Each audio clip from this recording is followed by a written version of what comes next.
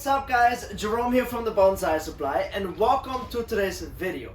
So in last week's video, I was working on this Japanese maple that I had just recently acquired from my friend John Godfrey, and I removed a lot of branches. I really worked this tree down, and so now in this week's video, I want to show you what we can do with all of these branches that we cut off. Naturally, I didn't throw these away, of course, because these are opportunities to turn them into another bonsai tree. So let's go take a look at those cuttings. Alright, so we're back outside, and I wanted to show you this time what I usually do after I do a video, a YouTube video for you guys where I cut off a lot of branches, and I don't throw these away all the time. A lot of times I do if they're not interesting, but also a lot of times I propagate them. And that's exactly what I'm going to do here today. And I'm going to show you how I go about it, what to look out for, and the aftercare to make sure that your cuttings will grow successfully. So I saved some of the branches from the main Japanese maple tree. And these all have good movement. They are fairly interesting. They have nice taper. So I picked out the nicest ones, and I thought it would be fun to create a forest. This is the tray that we're going to use to turn these cuttings into a forest. And so what we're going to do here is we're actually going to arrange these trees in this tray. And this is a plastic tray specifically made for bonsai, which is very cool. And what we're going to do here is once we have spaced out the trees, we're going to drill through the plastic. We're going to go through the bottom with a screw and screw right into the tree and attach the tree to the tray like that. Now that does a couple of things. Number one, we're going to do that because we want to make sure that the trees don't wobble after we plant them. And number two, we want to have that nice root spread. So therefore, when we plant them at the very bottom of the tray, the roots can only go horizontally and will then create that root spread. Now before we get started, I want to make sure or really emphasize that you understand that I'm doing this immediately. So I just finished working the big Japanese maple, cut off these sections here, and I soaked these sections in water while I was working on the big tree, finished up that video, and now I'm going to make the second part of the video, which is actually taking these cuttings and turning it into a tree. So you have to do it immediately. And usually what I like to do is I wait until the trees start to bud out a little bit more, because the cuttings will root more successfully.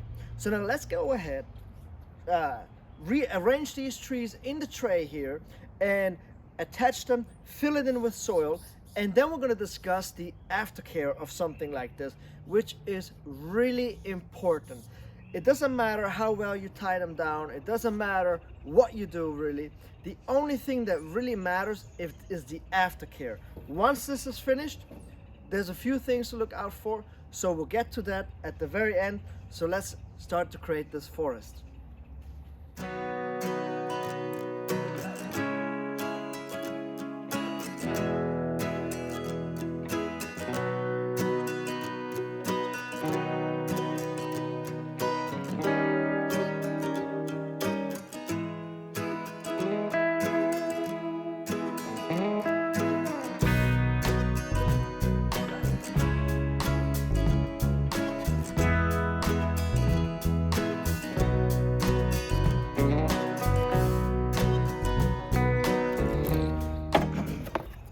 So I forgot to mention that the screws that I'm using are exterior screws. They're like deck screws, and these are 3.5 inches long. And I like to pre-drill the hole in the tree and in the pot so it goes easier into the tree.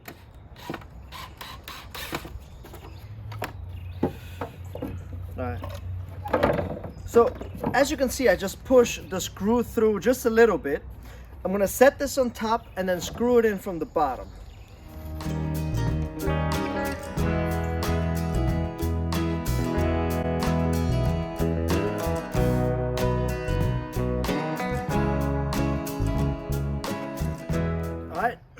So as you can see, the first tree is in, and what you want to make sure is that the tree is really sturdy inside of the pot. You don't want it to be wiggling inside the pot. Make it firm, okay? And so now we're gonna go ahead and plant the rest of the trees. So let's get to work.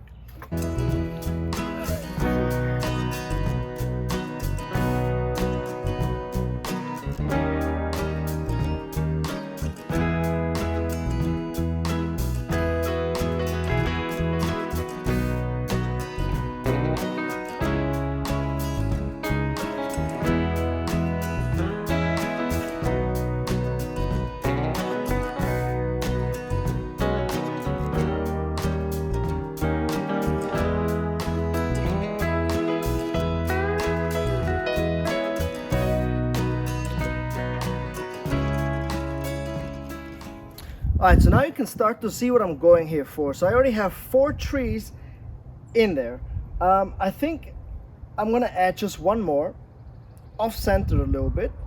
And this in here, they will start to fuse because they are pressed up against each other so close that this could create like a clump style in the future.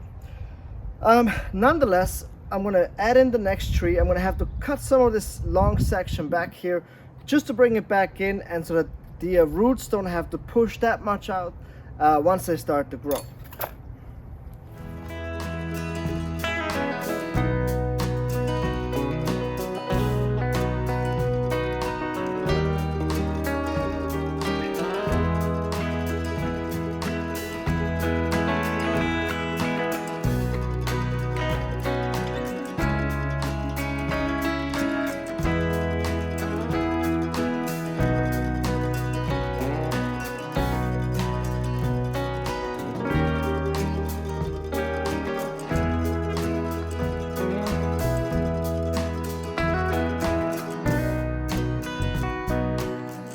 All right, so now that the composition is in place, this is a forest slash perhaps a clump style.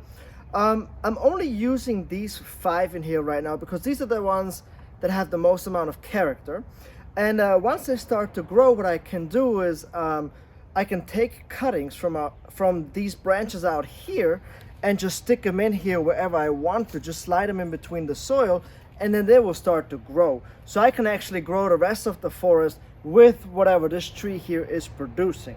Now, before we add soil, we want to make sure that we drill some extra holes for drainage.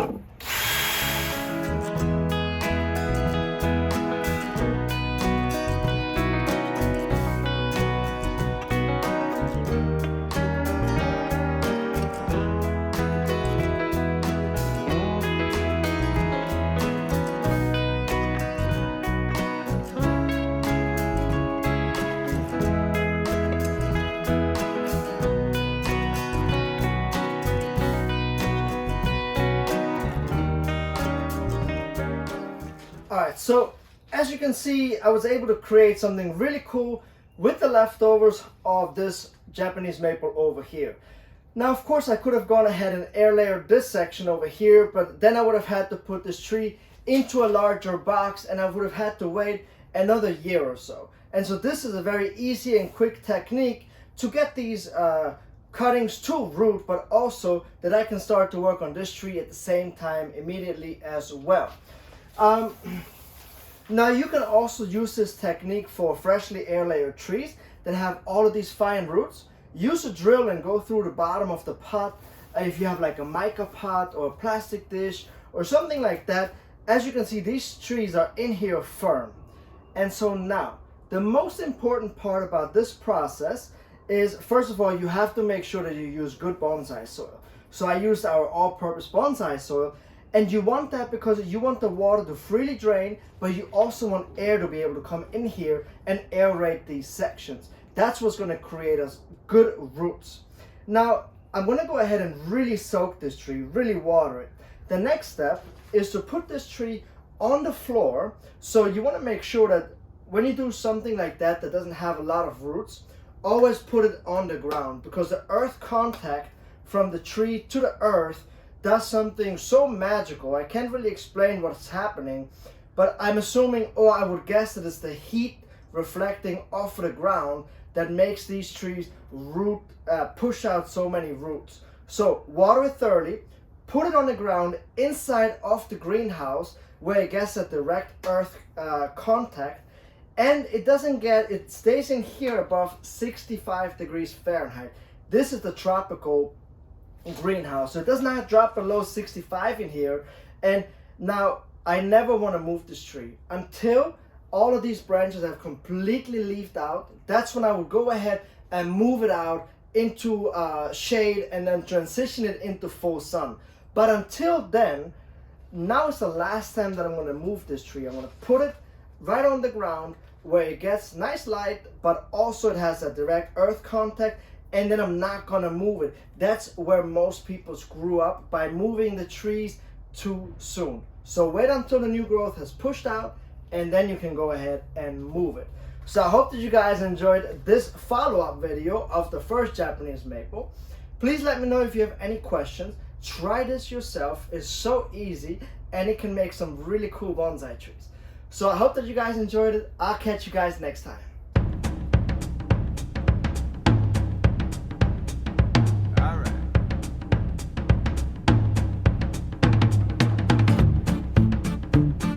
right.